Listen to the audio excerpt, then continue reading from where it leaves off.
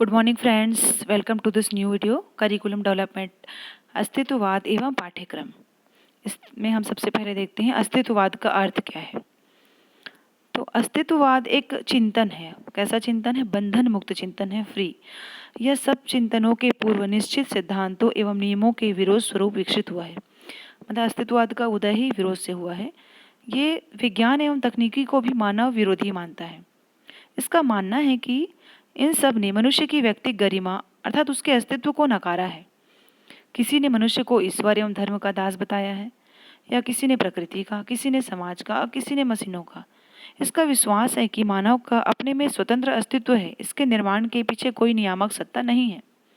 इस प्रकार के विचार अस्तित्ववादी विचारक सोरेन किरकेगार्ड ने व्यक्त किए। उन्होंने 4 बातों पर बल दिया। तो क्या क्या 4 बातें हैं, देखते हैं। पहला है, मनुष्य का अस्तित्व उसके सार तत्व के पहले है, पहला। दूसरा, मनुष्य शरीर और आत्मा का संयोग है, उसका अस्तित्व स्वयं में है। तीसरा, मनुष्य चिंतन और चयन के लिए स्वतंत्र है। और लास्ट है, मनुष्य की मूल दशा निराशा है, जो उसे जन्म से मृत्यु तक घेरे रहती है। तो ये हुआ अर्थ। अगला चलते हैं सिद्धांत की ओर। तो अस्तित्ववाद के प्रमुख जो विचारक हैं, जैसे Soren Kierkegaard, Nietzsche Martin, Heidegger, Karl Jaspers, Paul Sartre, इनके अनुसार इसके सिद्धांत हैं। जो पहला है, इस ब्रह्मांड की कोई नियामक सत्ता नहीं है। मतलब ये मतलब ईश्वर के ऊपर भरोसा नहीं करते, ईश्वर का अस्तित्व ही को नकारते हैं। ये केवल भौतिक जगत ही सत्य है, ईश्वर का अस्तित्व नहीं है। और आत्मा एक चेतन तत्व है। मनुष्य का अपना स्वतंत्र अस्तित्व है। इनके हिसाब से मनुष्य का विकास उसके स्वयं के ऊपर निर्भर है। और अगला है, मनुष्य जीवन का सबसे बड़ा सत्य निराशा और दुख है। मनुष्य जीवन का कोई अंतिम उद्देश्य नहीं है। मानव चयन के लिए स्वतंत्र है।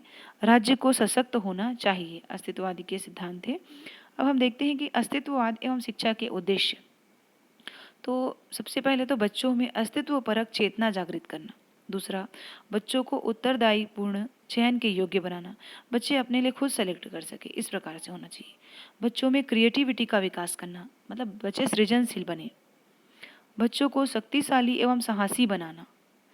और अंतिम है, श्रेष्ठ मानव प्रजाति का विकास करना। अब इसमें देखते हैं कि अस्तित्ववाद में शिक्षक और शिक्षार्थी का। सबसे पहले शिक्षार्थी के लिए देखते हैं।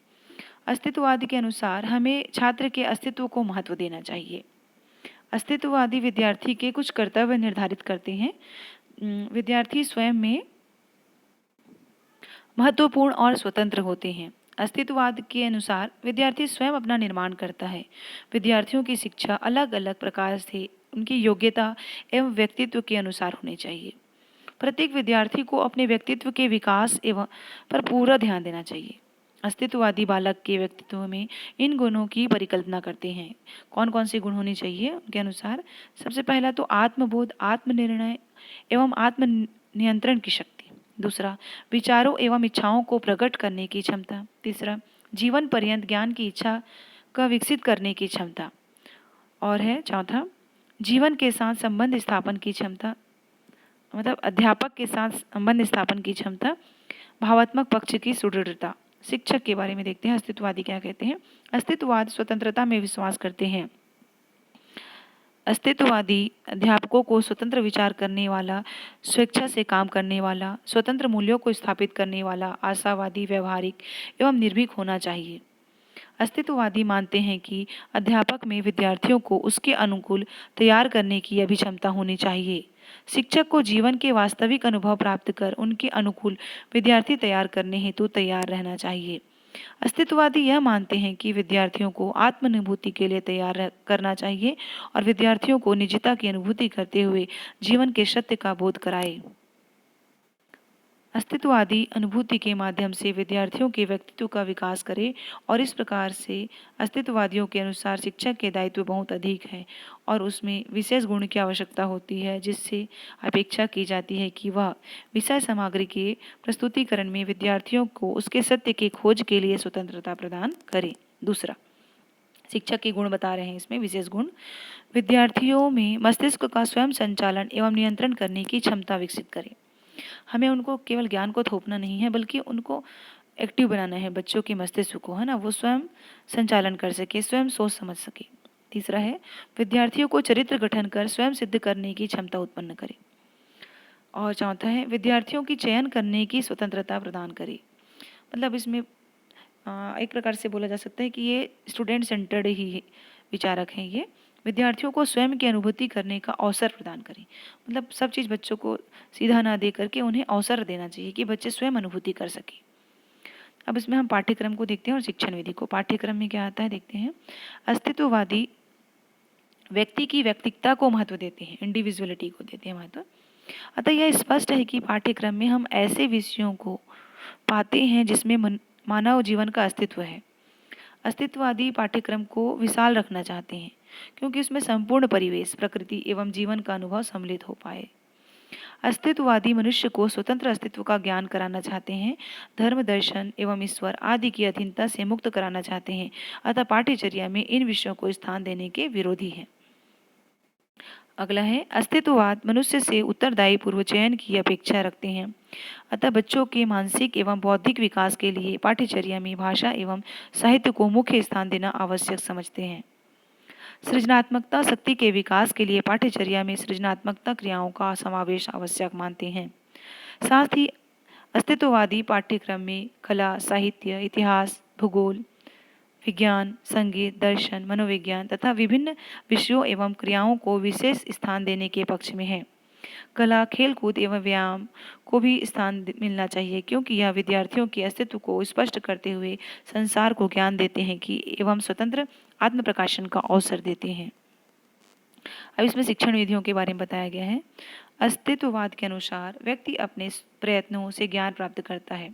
जो भी धारणाएं, तथ्य आदि उसे ग्रहण किए हैं और उसका उत्तरदायित्व उसका स्वयं है। ज्ञान मानवीय होता है। अस्तित्ववादी सामूहिक विधि का विरोध करते हैं। यह शिक्षण प्रक्रिया को पूर्णतः व्यक्ति केंद्रित बनाने के प्रबल समर्थक है। सामूहिक विधि व्यक्तित्व के विकास में बाधक है। विद्यार्थियों को एकल शिक्षा दी जानी चाहिए। अस्तित्ववादी मानव स्वतंत्रता के पक्षधर है। इस आधार पर वे सुकराती विधि के पक्षधर है। सुकराती विधि में क्या होता है कि सीखने वाला और सिखाने वाले दोनों एक दूसरे के सामने होते हैं और दोनों को एक दूसरे से प्रश्न पूछने की स्वतंत्रता होती है। दोनों को अपने विचार अभिव्यक्त करने की स्वतंत्रता होती है और दोनों के संयुक्त प्रयास से ज्ञान की खोज होती है। सात्र जी के अनुसार सच्चा ज्ञान वह है जो मनुष्य के स्वयं के प्रयास से और स्वयं के अनुभव से प्राप्त करता है, अर्थात अस्तित्ववादी स्वयं करके सीखने के पक्षधर थे।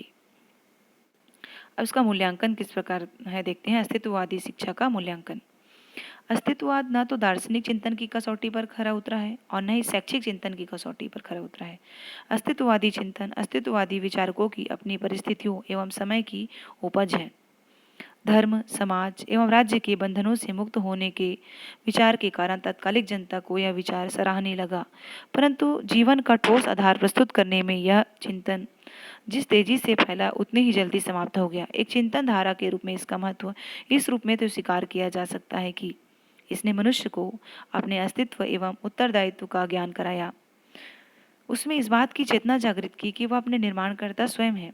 उसे साहसी एवं कर्मशील होना चाहिए, अपनी समस्याओं का समाधान करना चाहिए, परंतु पूर्व निश्चित मान्यताओं, व्यवहार, मानदंडों, नियमों, सिद्धांतों आदि की अवहेलना कर इसने मानव जाति को पूर्व अर्जित ज्ञान एवं अनुभव के लाभ से वंचित कर दिया।